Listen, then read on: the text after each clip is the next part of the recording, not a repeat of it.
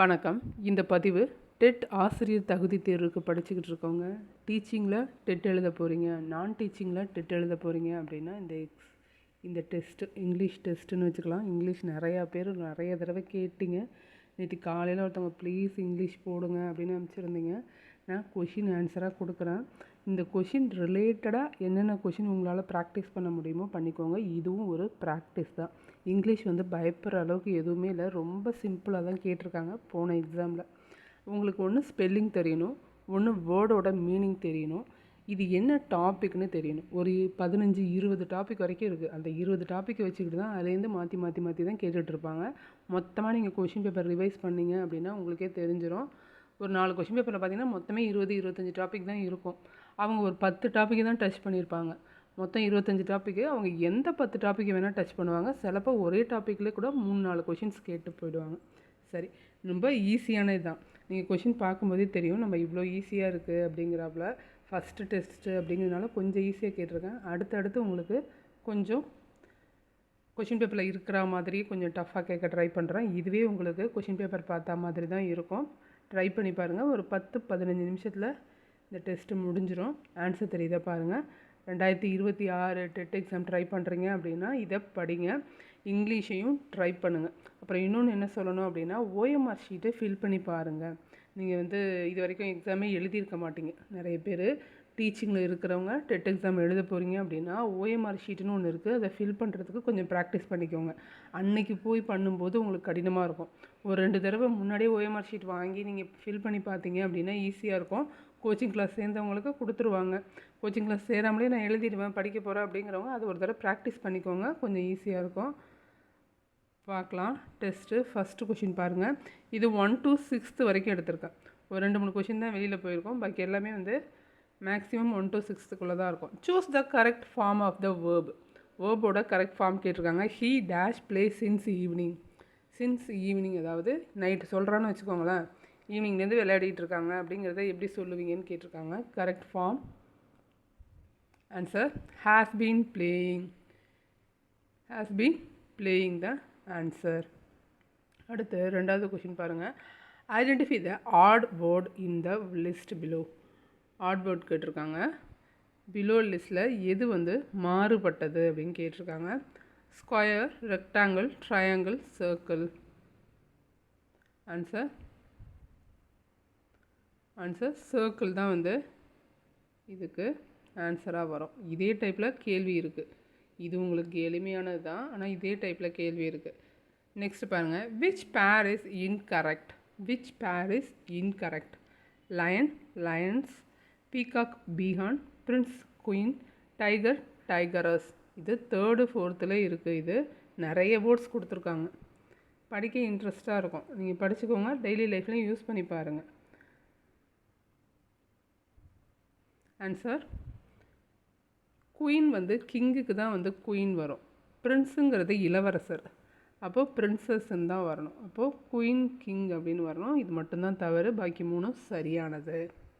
இதில் பாருங்கள். Which pair is incorrect அப்படின்னு ஸ்ட்ரெயிட்டாக கொஷின் கேட்டால் உங்களுக்கு கீழே லிஸ்ட்டும் புரிஞ்சிருச்சு. ஆனால் அவங்க என்ன கேட்குறாங்க அப்படின்னா, the light of above paragraph you choose the appropriate word in the list below. அந்த மாதிரி நிறைய வேர்ட் போட்டிருப்பாங்க.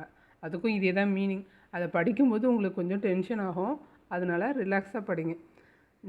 கொடுத்த மீனிங் என்ன அப்படின்னு புரிஞ்சுக்கிறதுக்கு கொஞ்சம் ரிலாக்ஸாக படிங்க. ஏன் இவ்வளோ வேர்டு கொடுத்துருக்காங்க, ஏன் இவ்வளோ லைன் இருக்குது அப்படிங்கிற ஒரு பரபரப்பு வந்துடுது கொஷின் பேப்பரை பார்க்கும்போது. அது சில பேருக்கு இங்கிலீஷ் படிக்கணும் அப்படிங்கும்போது கூட அந்த மாதிரி தோணும். நான் அடுத்தடுத்து அந்த மாதிரியே உங்களுக்கு கொஷின் கேட்குறேன்.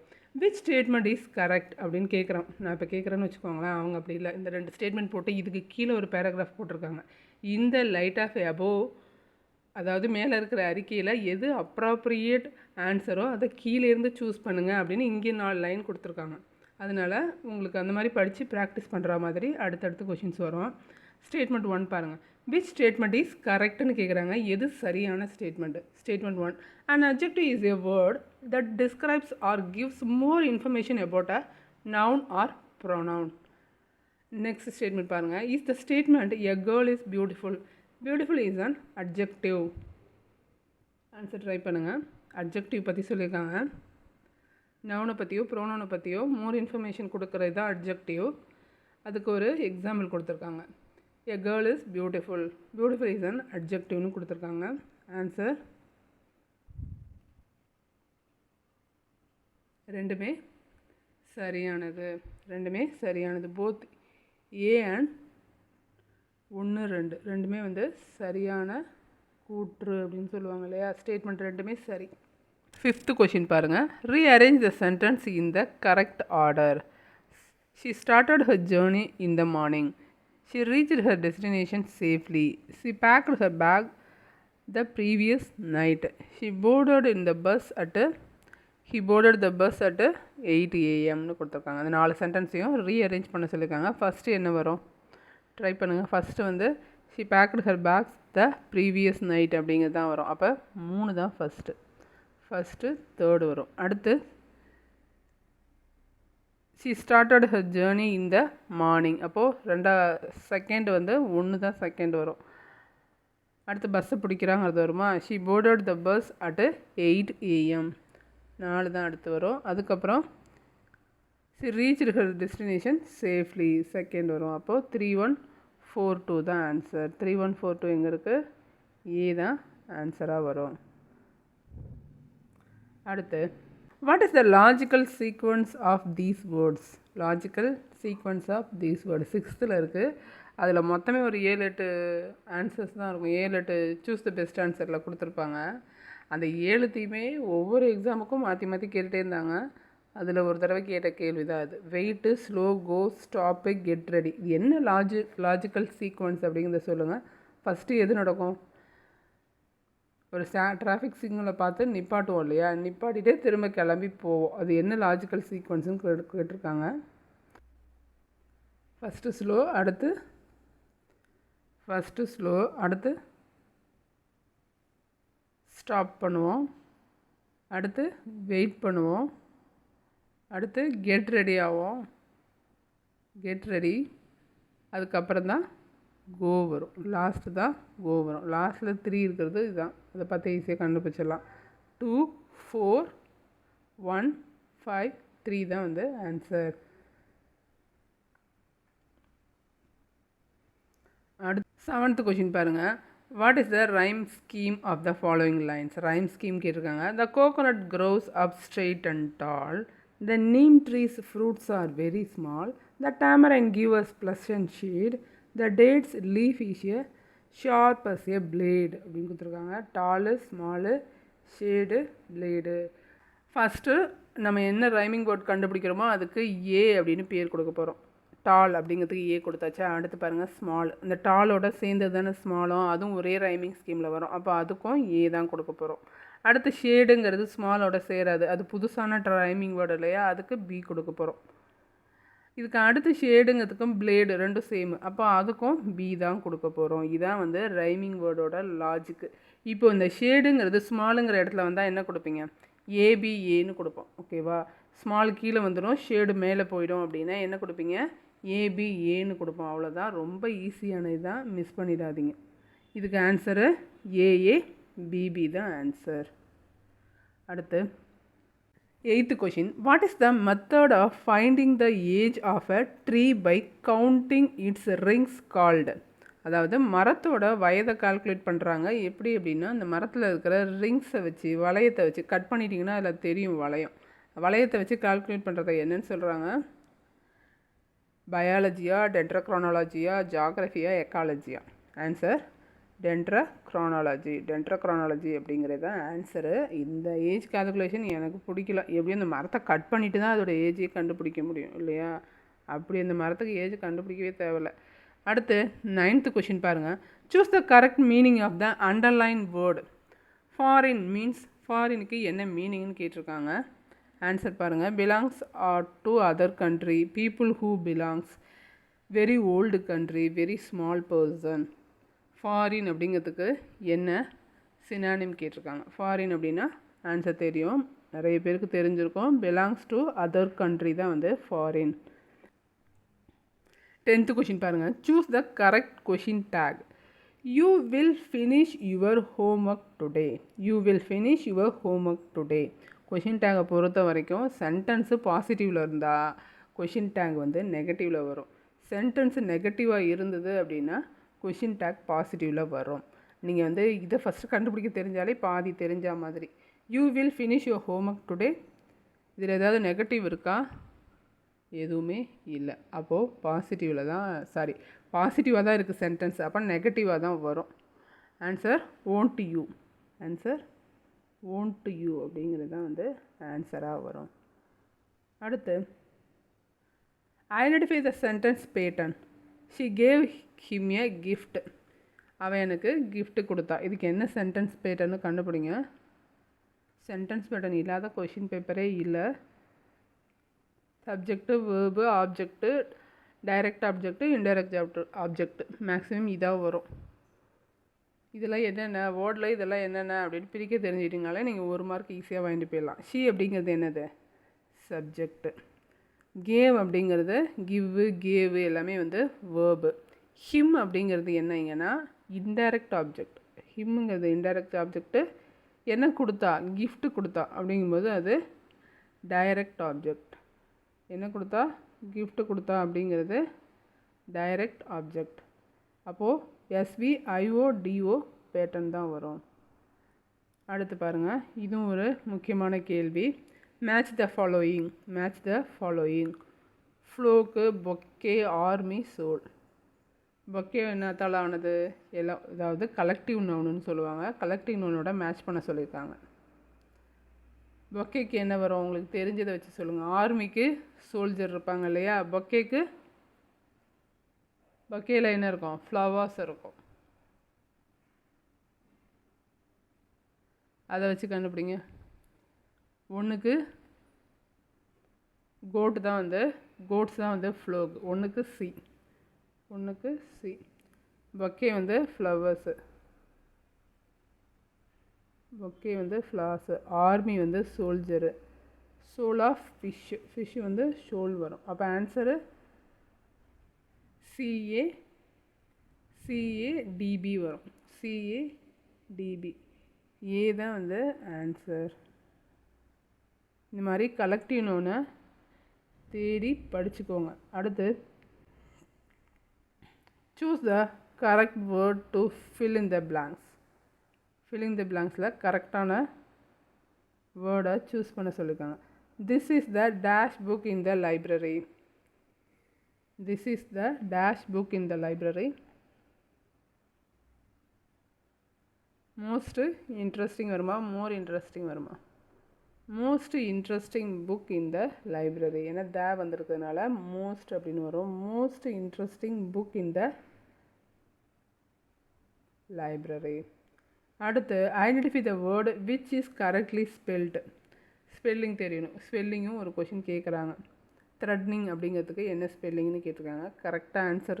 கரெக்டாக ஸ்பெல் பண்ண தெரிஞ்சதுன்னா 1 மார்க் நீங்கள். த்ரெட்னிங் அப்படிங்கிறது THREATENING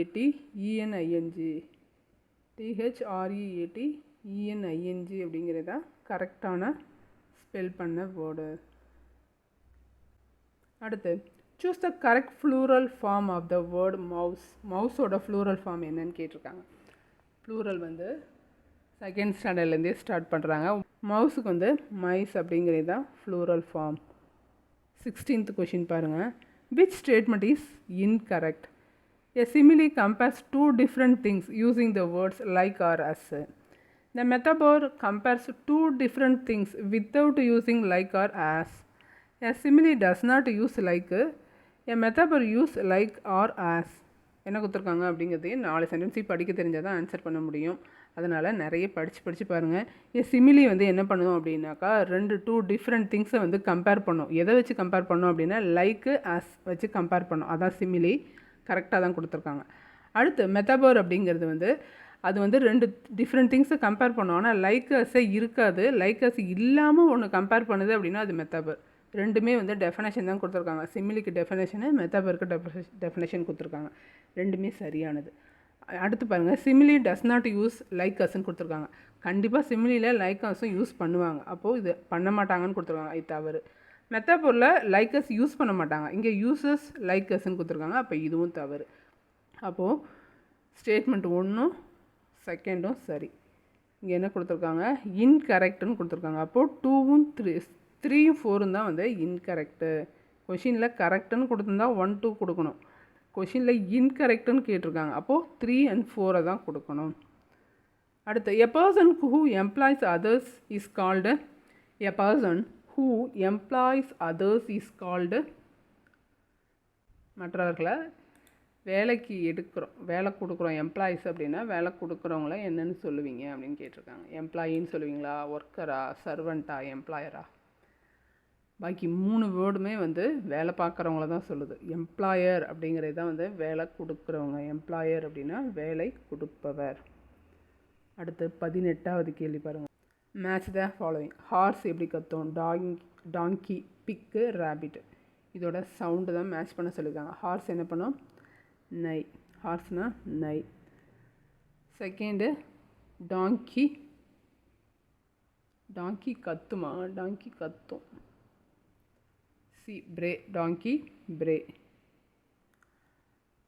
பிக் வந்து ஸ்கியூக்கா, பிக் வந்து கிராண்ட், பிக் கிராண்ட்டு.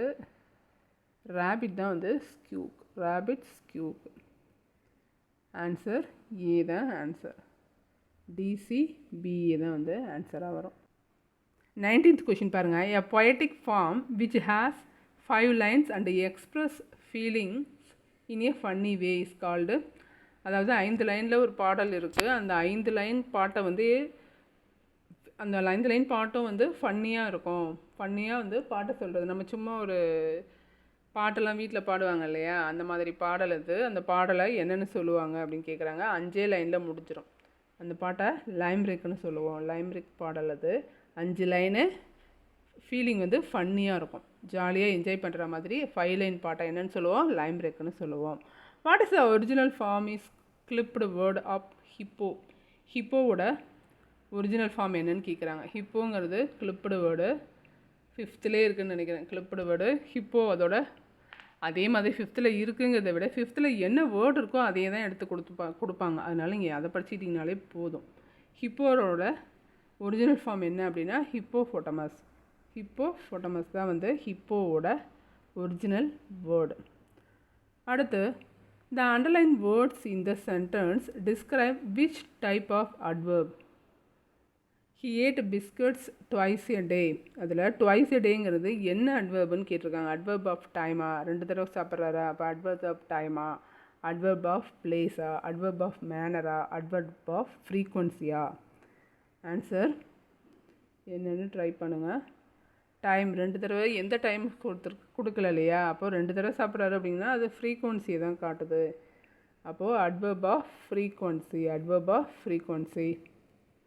அடுத்து 22 ஃபில்லிங் த பிளாங்க்ஸ் பாருங்கள். Shivaji was a wise king. Shivaji was a wise king. In this sentence Shivaji is a dash noun and king is a dash நவுன்னு கேட்டிருக்காங்க. Answer Shivaji அப்படிங்கிறது என்ன noun? Proper noun. King அப்படிங்கிறது common noun. அப்போது B தான் ஆன்சராக வரும். மாற்றி போட்டிங்கன்னா தப்பாயிடும். அடுத்து 23rd கொஷின் பாருங்கள். Furious, annoyed, upset. These words describe the feeling of.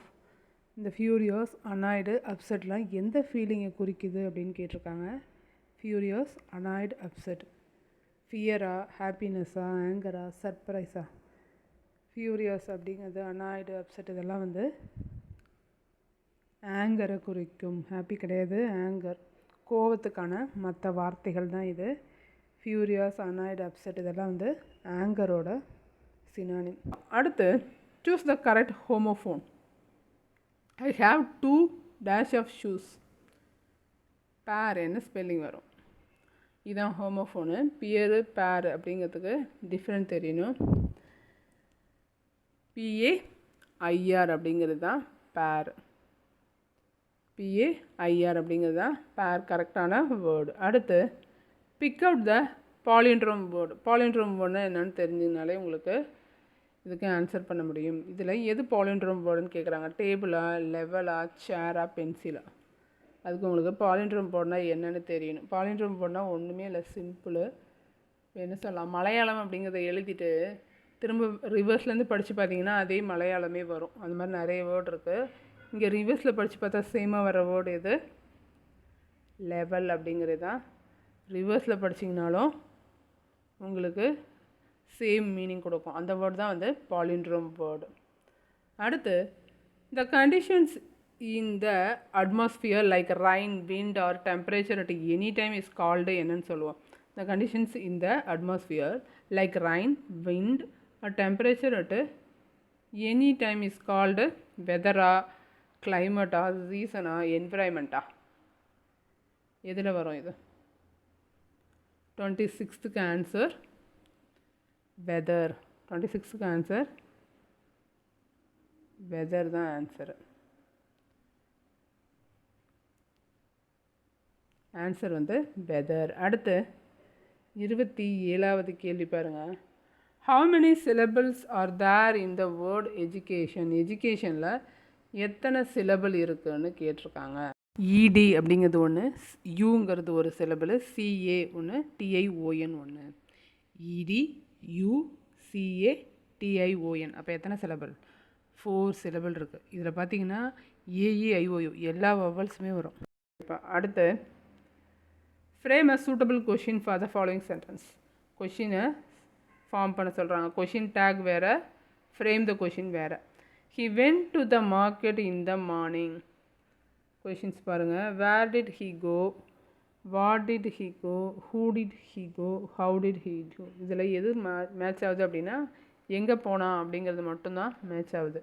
Where did he கோ அப்படிங்கிறது மட்டும்தான் இதுக்கு கரெக்டாக வரும். அப்போ answer where did he go. Which statement is இன்கரெக்ட்னு கேட்டிருக்காங்க. இதை ஞாபகத்தில் வச்சுக்கோங்க. எது தவறுன்னு கேட்டிருக்காங்க. அடுத்து பார்க்கலாம். ஸ்டேட்மெண்ட் 1 பாருங்கள். Homophones are words that have the same pronunciation but different meaning and spelling. Homonyms are words that have the same spelling or pronunciation but different meaning. ரெண்டுத்துக்கும் மீனிங் கொடுத்துருக்காங்க. அதாவது ஹோமோஃபோன்ஸ்க்கும் ஹோமோனிம்க்கும். இதில் எது கரெக்டுன்னு கேட்டிருக்காங்க. நீங்கள் ஹோமோஃபோன்னா என்னென்னு தெரிஞ்சுருக்கணும். ஹோமோஃபோன்னா காதால் கேட்குறதுன்னு வச்சுக்கோங்களேன். அதாவது ப்ரொனன்சேஷனை காதால் கேட்போமா, அது மட்டும்தான் சேமாக இருக்கும், பாக்கி எல்லாமே டிஃப்ரெண்ட்டு. ஹோமோஃபோன்னா ஃபோனில் என்ன கேட்போம்? சத்தத்தை தான். அதுக்கு பேர் ப்ரொனன்சேஷன் மட்டும்தான் சேமாக இருக்கும். மீனிங்கும் ஸ்பெல்லிங்கும் மாறி இருந்ததுன்னா அது ஹோமோஃபோன். அதே இது ஹோமோனீமில் எல்லாமே சேமாக இருக்கும், மீனிங் மட்டும்தான் டிஃப்ரெண்ட்டாக இருக்கும். மீனிங் மட்டும் டிஃப்ரெண்ட்டாக இருந்ததுன்னா அது ஹோமோனிம். இங்கே கொடுத்துருக்க 2 டெஃபினேஷனுமே கரெக்டு. இது உங்களுக்கு கேட்பாங்க. தெரிஞ்சுக்கிட்டு புரிஞ்சுக்கிட்டு படிங்க. போத் ஆர் இன்கரெக்டுன்னு இருக்குது. நன் இஸ் இன்கரெக்டு தான் இங்கே சரியான ஆன்சராக வரும். அதேமாதிரி என்ன கேள்வி கேட்டிருக்காங்க, அதுக்கு என்ன பதில் சொல்லணும் அப்படிங்கிறத பார்த்து சொல்லுங்கள். இது நானே நிறைய தடவை தப்பாக கொடுத்துட்டு வந்துடுவேன்.